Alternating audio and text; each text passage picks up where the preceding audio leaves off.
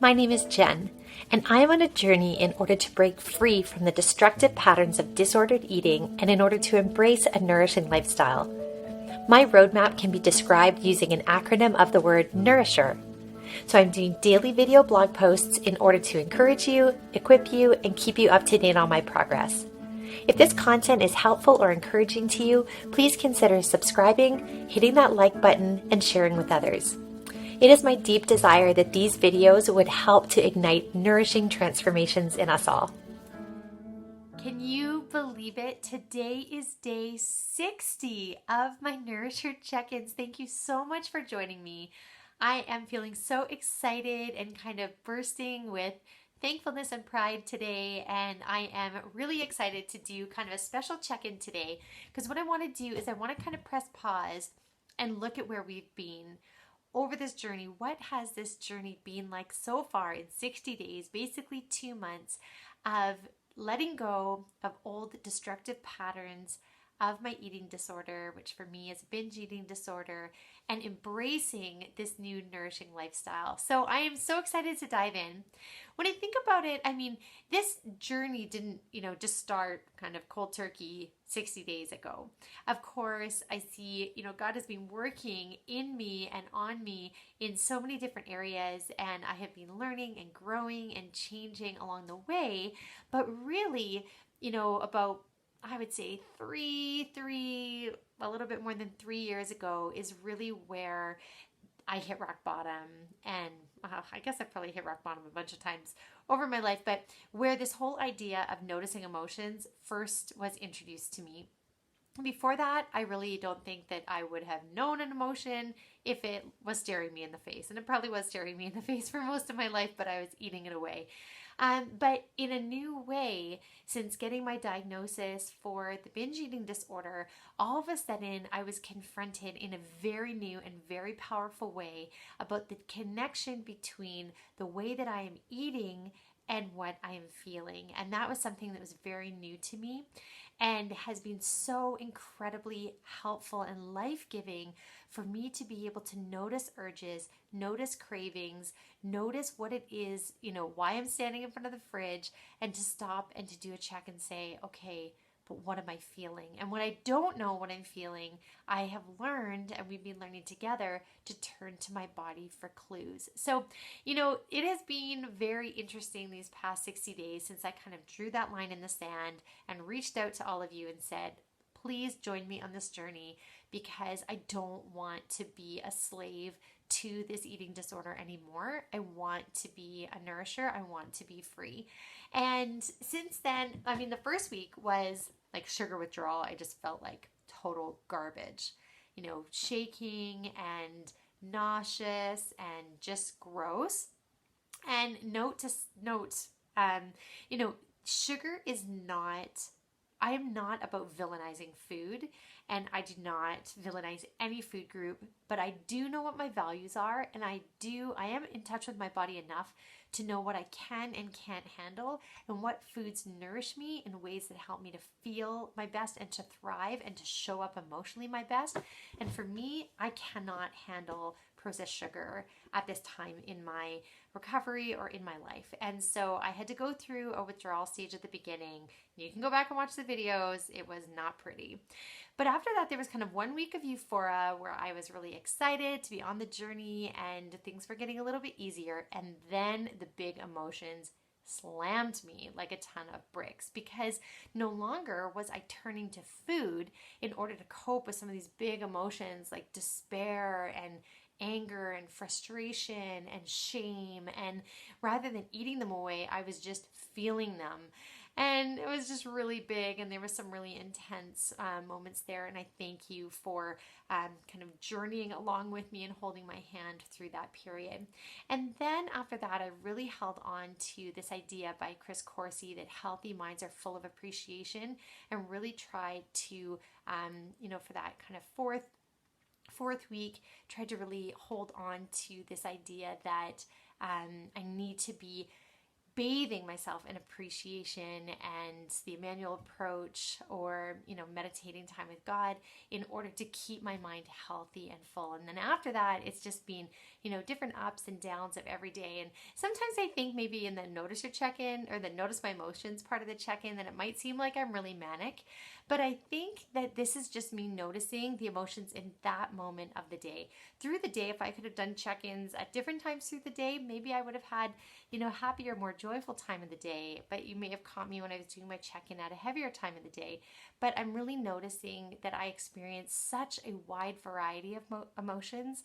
And I'm really thankful that now not only am I starting to become more aware of them, but I'm starting to gain baby steps in having capacity to actually calm, soothe, and process those emotions in a healthier way, in my case, without food. So one big way that I am learning how to process these emotions is by opening up to others. Now, we've talked about it a bunch of times, but one of the diagnostic criteria of so many eating disorders is that they happen in the silent battlefield of the mind and of the heart. And it is so difficult for so many of us with eating disorders or with many mental health struggles to take what's happening on the inside and to bring it to bear, to shine a light on it, and to let others on the outside see what's happening to us on the inside. And of course, this can be made so much easier, and I've been blessed to have some really beautiful people in my life who are great at attuning, great at asking active listening and open-ended questions, and are great at being kind of compassionate witnesses to my journey and to my struggle. But even without those people, one of my big learnings has needed to be and continues to need to be, how do I take what's on the inside and bring it on the outside? So one thing that I've noticed about this is that it doesn't always go well, and that I still do lack a lot of capacity. It's really easy for me to get into that, adrenal gland, that fight, flight, or freeze kind of shutdown motion. And I tend to freeze.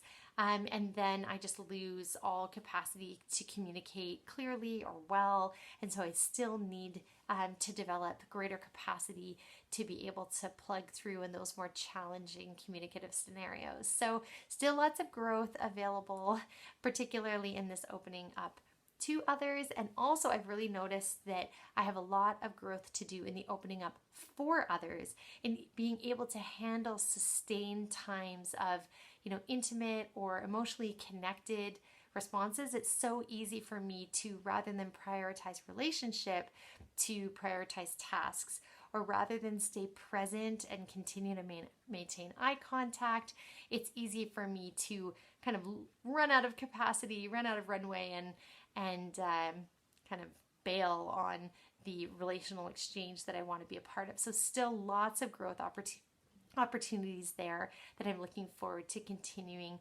to lean into. Understanding the cycle. So, what I think what I've noticed with understanding the cycle is that the cycle is still very alive and well, but it's so much more mild than it was, 90 days ago as opposed to 60 days ago. Because if you look at the old videos, you'll notice that there's still certain weeks that I kind of lean towards restricting, and maybe I missed a meal, or just not really feeling all that hungry, and I have to try to remember to eat. And then the next week you'll hear me talk about, the cravings are really heavy today, or was just really hungry all day. And so the kind of the wax and wane of the cycle that kind of moves us from either being on the restrictive side or being heavier on the binging side, I still notice that cycle, but I have not once in 60 days sat down and, in a short period of time, which for me usually is, between 2 and 4 hours, just consumed a ton of food, which for me typically would have been, it's even embarrassing to say it, 15, 20 chocolate bars and a bag of cookies or a bag of chips, or just whatever I could get my hands on, a whole bag of chocolate baking chips, and then go out and buy more, or just full, boxes and bags of just stuff that just made me feel horrible. And then I just felt like I just couldn't stop. And I remember at times I would be in tears eating this stuff, just saying, I'll just finish this bag. I'll just finish this bag and then I'll be done. And then going out and buying more until the point where I would be dizzy and vomitous and be afraid to drive because my blood sugars were so out of whack. And that has not happened once in 2 months. And I'm so grateful to you for supporting me to this point. And I'm excited to continue to develop in this way and to keep that cycle top of mind so that I can keep off of it. And a major reason why this has been possible is because what I used to receive from food, I'm now trying to receive through, of course, opening up to others, opening up more to myself, and building more intimacy in my relationship with God, but also practicing these ways that I can rewire my brain, holding on to this truth that we have been designed beautifully with the capacity for neuroplasticity, which means that our brains can continue to grow and change and learn.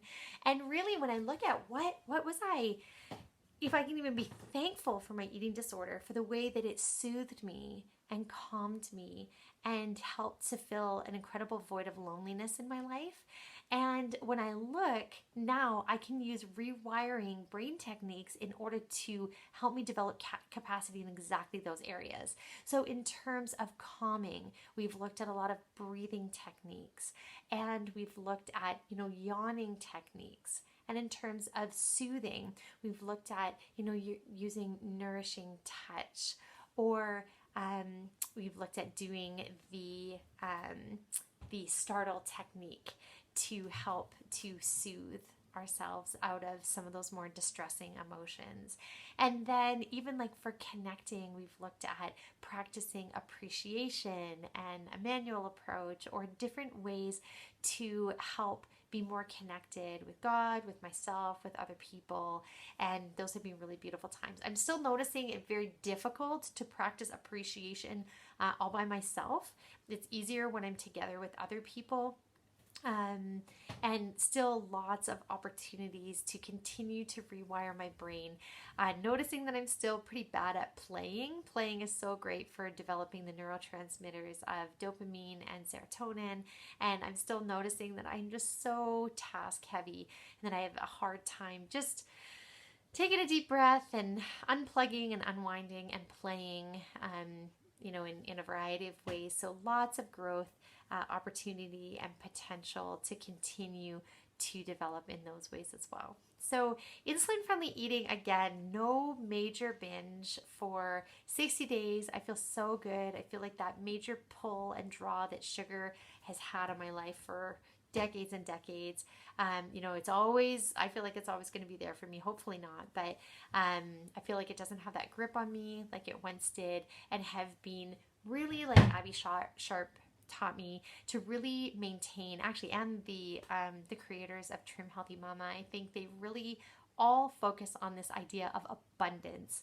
Just really focusing on not what I'm taking away from my diet, but what am I adding to it, and celebrating and enjoying and delighting in really healthy, nourishing ways. So for me, I've learned that I need to eat often.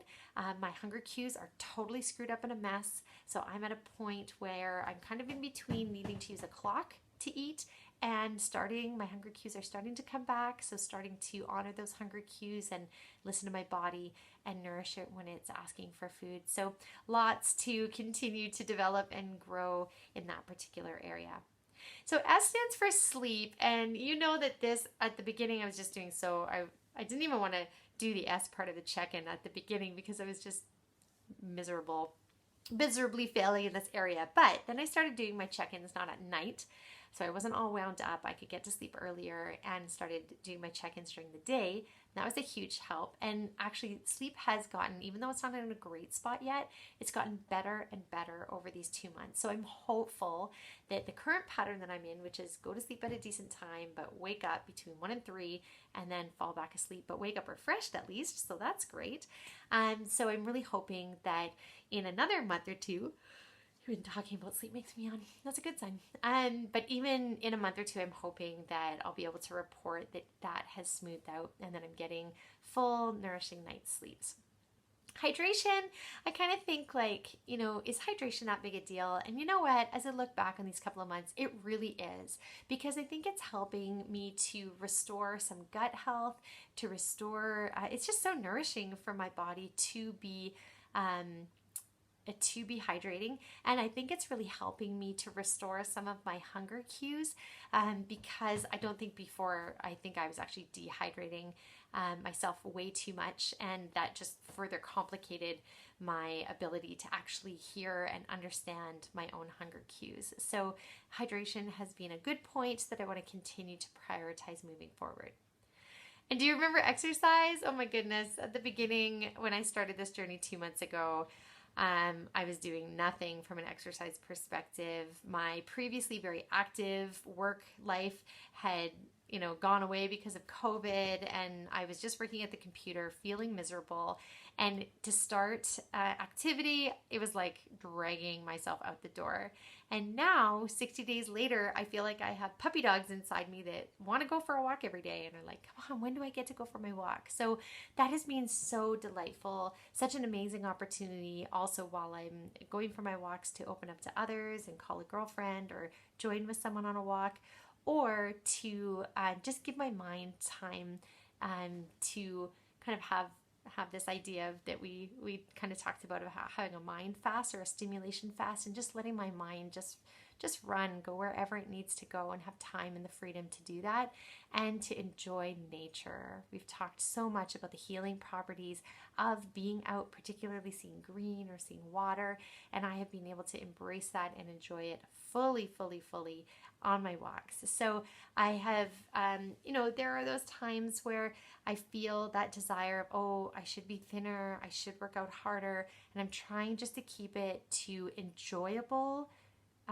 moderate activity that helps to keep my lungs and heart healthy, and really trying to fight some of those, we have such a diet culture and fat phobic culture, and I'm really trying to push away some of those messages and trying to embrace, maybe that's another way I'm rewiring my brain, is trying to treat my body with compassion and with kindness, and focus on the function of my body, and to be thankful for my body in its various parts, and for all that it allows me to enjoy, and the way that it allows me to connect with the world around me. So it has been such a journey, and the rewards have already been huge. And you know what? This journey in these 60 days gives me hope that the next 60 are going to be just as good or better.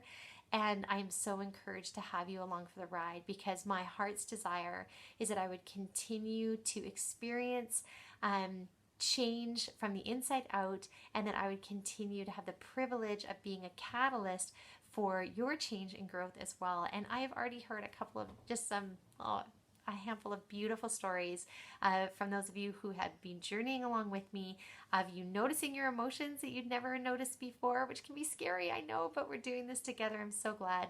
And even some people who have been struggling with eating disorders, but struggling alone in that deep place of shame, but now are able to connect together with this healing, helpful community. So thank you so much for these 60 days. I'm so grateful. And I am not only looking forward to checking in with you tomorrow, as I often say, I am looking forward to checking in with you in another 30, in another 60 days, and to seeing where we have got together. Have a wonderful, wonderful day.